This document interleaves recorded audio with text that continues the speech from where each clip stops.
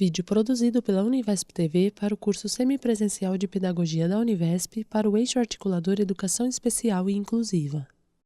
No fundo preto, pequenas pirâmides azuis passam da esquerda para a direita, logo do NEAD. Em fundo branco, pirâmides azuis se movimentam aleatoriamente, logo da Unesp, logo do Redfor.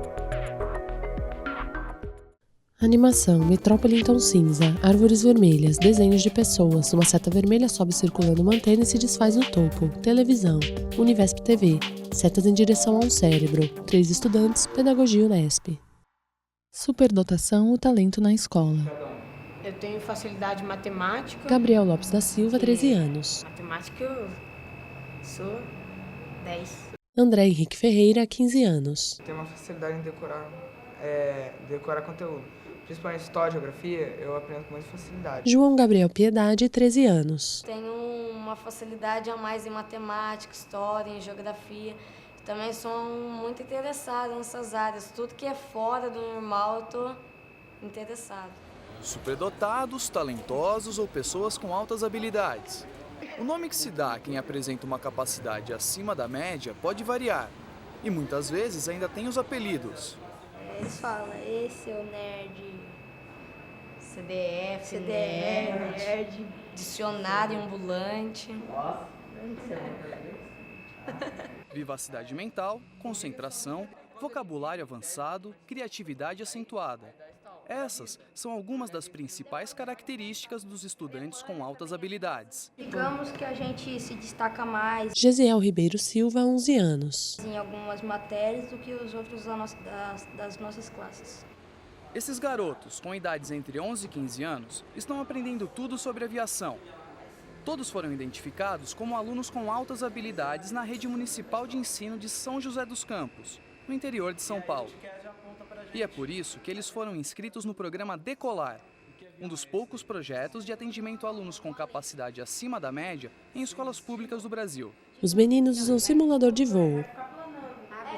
Close na tela do simulador. Ele estava caindo, eu falei, vai.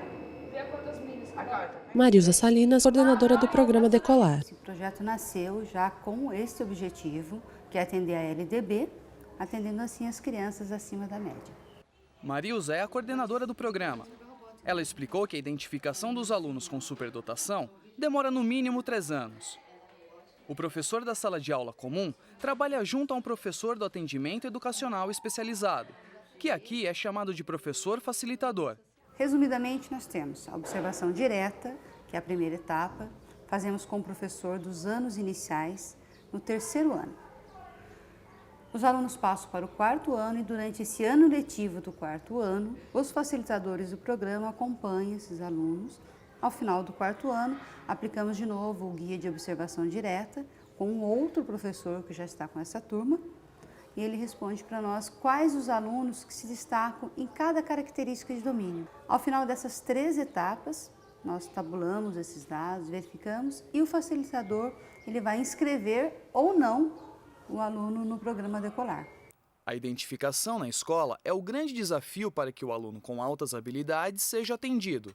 O Censo Escolar de 2010 aponta que o Brasil tem 51 milhões e 500 mil estudantes. Deste total, apenas 9.333 alunos com superdotação estão matriculados nas redes de ensino, segundo dados do INEP. A Organização Mundial da Saúde prevê que entre 3 a 5% da população do planeta possui altas habilidades. Se aplicarmos essa estimativa ao número de estudantes brasileiros, teríamos cerca de 2.575.000 alunos com superdotação em nossas escolas. Bárbara Del Preto, Universidade Federal de São Carlos. Esse percentual ele foi publicado em alguns pareceres, alguns documentos específicos, mas é a lei da probabilidade, 3 a 5%. Espera-se em qualquer população, ou seja, em qualquer país, não só no Brasil, que hajam pessoas com altas habilidades de superdotação. Existem alguns estudos regionais que vão dizer que esse percentual poderia ser muito superior, chegando até mesmo a 20%. Mas espera-se que o mínimo seja de 3 a 5%. E mesmo assim não é o que a gente identifica hoje. O censo escolar ele vai dizer de alguns estados brasileiros que identificam em todo o território menos de 10 pessoas com altas habilidades. Bárbara Del Preto é professora da Universidade Federal de São Carlos e foi consultora do Ministério da Educação para a área de superdotação. Para ela, a escola tem que ser mais ativa na descoberta e atendimento a esses alunos. Se a escola não tornar a identificação uma prioridade, nós não vamos identificar, sem situações intencionais, hoje um sujeito com altas habilidades. O que acontece no sistema brasileiro hoje é que ele depende da vontade e do interesse do professor unicamente. Então, o professor que, de repente, ele fez uma capacitação e hoje é obrigatório para quem vai realizar o AE, tem que ter uma formação em AE. E o AE, em alguns cursos, ele tem um módulo específico de altas habilidades e começa a suscitar algumas dúvidas por parte desse professor e ele começa a investigar, começa a ver alguns sinais de altas habilidades em alguns alunos e aí a gestão ela pode se ater à questão. Quando esse professor desconhece a área, muitas vezes a escola ela não tem nenhum procedimento, nenhuma resposta para um aluno que tem uma capacidade superior.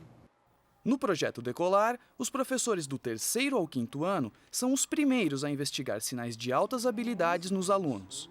Eles seguem um guia de observação com 25 itens, como quais são os alunos mais ativos e observadores, quais os mais capazes de tirar conclusões, os mais seguros e confiantes, ou mesmo os que demonstram tédio e desinteresse. Esses dados são repassados para os facilitadores do programa. Além do comportamento, as atividades do currículo também são cuidadosamente observadas. Sueli Orá, professora. Essa é a Isabela.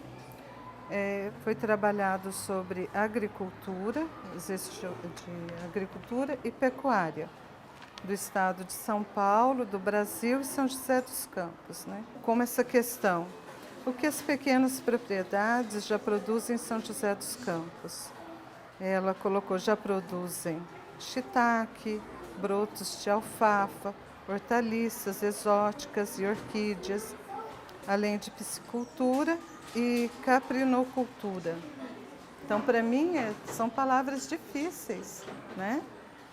Se você for pensar, nenhum adulto consegue falar direito, né? Uns 9 anos, eu acho que é uma aluna brilhante. Para evitar equívocos de identificação, Bárbara diz que é importante começar a observação a partir dos 7 anos de idade. Todo aluno com altas habilidades, muito provavelmente ele tem algum aspecto do desenvolvimento que ele foi precoce. Mas nem todo mundo precoce vai ter altas habilidades ou tem altas habilidades. Então é preciso acompanhá-lo. Por exemplo, esse mesmo sujeito que decorou todas as capitais brasileiras, muito provavelmente um aluno, quando tivesse com 5, com 6 anos, ele também saberia dessa informação, não é? Mas será que esse ritmo acelerado de desenvolvimento ele vai permanecer? É essa a questão. E outra questão ainda outra ressalva, é que se o aluno é muito novo, quais são os únicos sujeitos que poderão contribuir com a identificação, se ele tem até 3 anos? Os pais, sobretudo os pais, alguns parentes que convivem próximo à criança, mas ainda são poucos os subsídios que nós possamos ter sobre a aprendizagem dessa criança. Os fatores que levam algumas pessoas a desenvolverem altas habilidades ainda não estão totalmente esclarecidos, mas já existem alguns indícios. Hoje já se sabe que, para resultar num comportamento superdotado, é essencial que haja tanto uma contribuição da genética, o sujeito possui um aparato cognitivo diferenciado, mas que ele precisa ter acesso a experiências favorecedoras desse tipo de processamento diferenciado. Se ele não tiver acesso às experiências, muito provavelmente, ainda que ele tenha uma capacidade muito boa, nós não saberemos. Oferecer essas experiências é o que o programa Decolar tem feito desde que foi criado, em 2007. Elas acontecem no contraturno das aulas, nos 4 centros de atendimento especializado montados pela Prefeitura. Nestes espaços, os alunos encaminhados pela escola trabalham com profissionais como Amanda, que é professora facilitadora.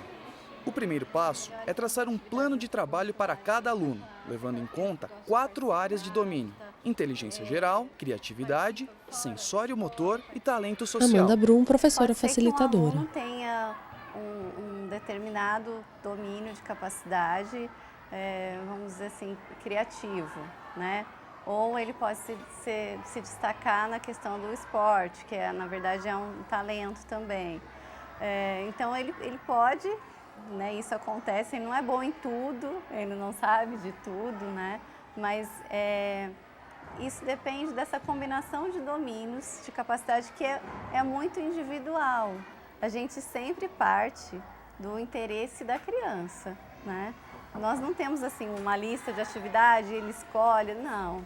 Então é sempre partindo da necessidade, o plano é individual.